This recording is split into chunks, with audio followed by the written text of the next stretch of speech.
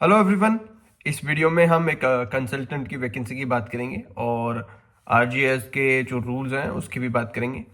Vacancy की और rules की बात करने से पहले आप चैनल को सब्सक्राइब कर लो। इस चैनल में हम जो भी लेटेस्ट वैकेंसीज होती है या उनसे रिलेटेड जो भी नोटिफिकेशन होता है वो नोटिफाई करते हैं। अगर आपको कोई भी क्वेश्चन या कोई भी क्वेरी है तो आप मेरे इंस्टाग्राम पे मेरे को डीएम कर सकते हैं या फिर आप यूट्यूब पे भी जो है वो डायरेक्टली कमेंट कर सकते हैं। नोटिफिकेशन की बात करने से पहले मैं आपको बता दूं, बहुत सारी वैकेंसीज जो है मैंने नोटिफाई करी हुई है। आप मेरी रिसेंट वीडियोस में जाके जो है वो चेक कर सकते हैं, जिसमें एपीओ की वैकेंसी भी है और यूपीएससी की साइड से भी जो है वैकेंसीज हैं वो सब मैंने नोटिफाई करी हुई है। सबसे पहले बात कर लेते हैं वैकेंसी की, जो कि कंसल्टेंट ग्रुप बी की या कैटेगरी बी आप कह सकते हैं, उसकी वैकेंसी है। और ये निकली है नेशनल बायोडाइवर्सिटी अथॉरिटी में, गवर्नमेंट ऑफ इंडिया। और इसके लिए अगर एसेंशियल क्वालिफिकेशन की बात करें तो एसेंशियल क्वालिफिकेशन में इसमें एलएलएम चाहिए and practice as an advocate for a minimum of 9 year. 9 year की आपकी जो है इसमें प्रैक्टिस भी होनी चाहिए और एमएस ऑफिस में भी जो है मतलब नॉलेज होनी चाहिए आपको उसकी भी। और डिजायरेबल में रहेगा अगर experience in practicing in district court, high court और any other court tribunal for at least 5 year in environment and biodiversity law, यानी कि ये डिजायरेबल में है।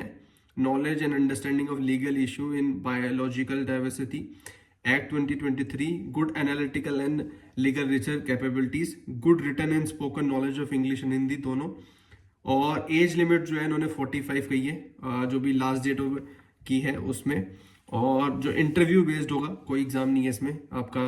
आप शॉर्ट लिस्ट होंगे, आपके जो भी डॉक्यूमेंट्स आएंगे उसके बाद आपका इंटरव्यू होगा, फिर आपका सिलेक्शन हो जाएगा। ये पहले इनिशियली 1 ईयर के लिए है, जो कि एक्सटेंड हो सकती है अप टू 3 ईयर्स।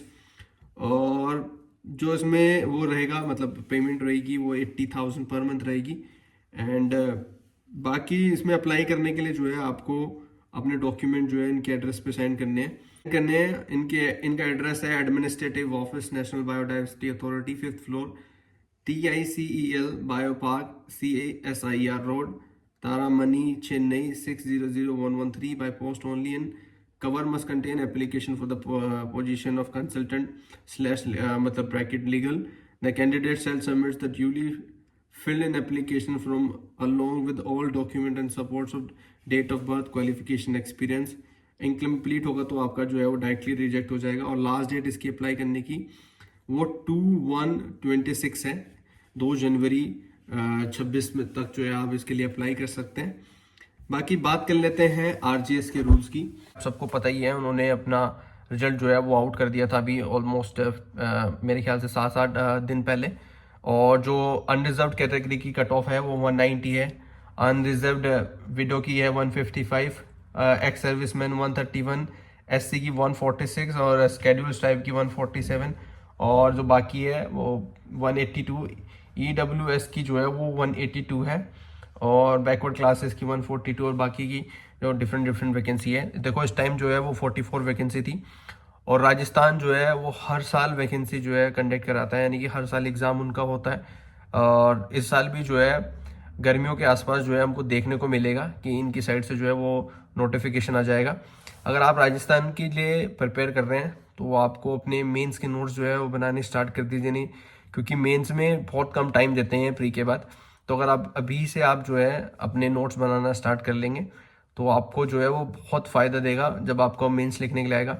हालांकि इन्होंने सिलेबस भी इनका बहुत बड़ा है, तो आपको अभी से यानी कि 1 जनवरी से जो है वो तैयारी करनी पड़ेगी, तब जाके आपका जो है मेंस और जो इंटरव्यू है वो आराम से क्लियर होगा।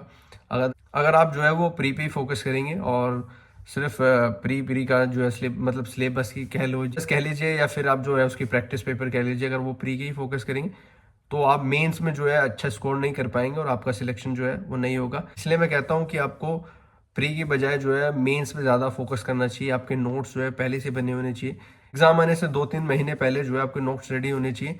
आपको कम से कम 2 बार जो है उनका रिवीजन हो जाना चाहिए।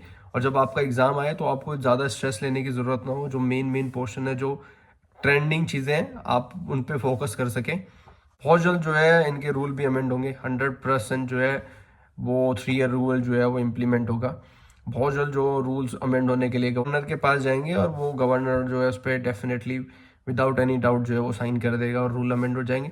तो आप रूल की टेंशन मत लीजिए, आप जस्ट फोकस करिए। आपको 3 ईयर जो है वो कंप्लीट हो गए हैं, तो आप डेफिनेटली इसके लिए जो है तैयारी करिए। कंपटीशन बहुत कम होने वाला है, बहुत जो बच्चे हैं वो इससे बाहर होने वाले हैं, तो आपके लिए एक अच्छा अपॉर्चुनिटी, एक अच्छा चांस रहेगा।